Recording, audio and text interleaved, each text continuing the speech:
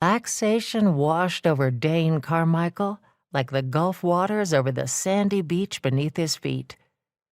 Maybe his co-workers had been right after all. Maybe he did need this vacation more than he realized. He certainly had enjoyed having dinner with old friends tonight. He hadn't seen Norma Jane and Jay in years, even though he and Lorna had once been very close to the couple. Docking the sweet Savannah here at Point Clear had brought back a lot of memories. Memories of the life he had lost 10 years ago when Lorna died.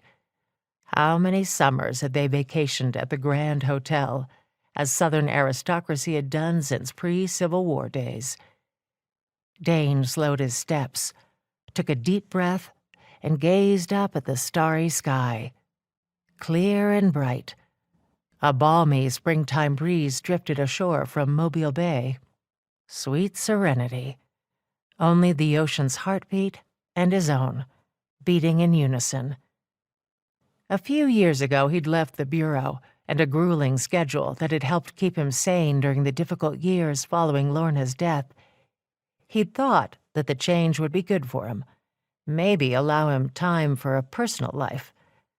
During the first few months as head of one of the most prestigious private security and investigation firms in the country, he had slowed his pace and actually started dating. But as time had passed, he hadn't found anyone who could measure up to Lorna.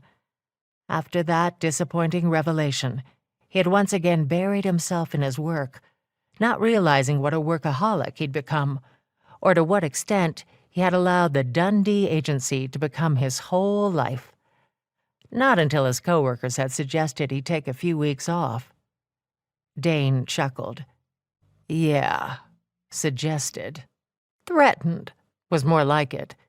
He thought back to 2 days ago when Murdoch and Ellen Denby had cornered him in his office.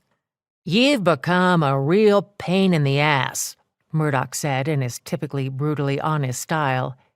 "If you don't get your act together, there's going to be a mutiny, and you're going to lose some top agents." Before he could open his mouth to protest, Ellen piped in.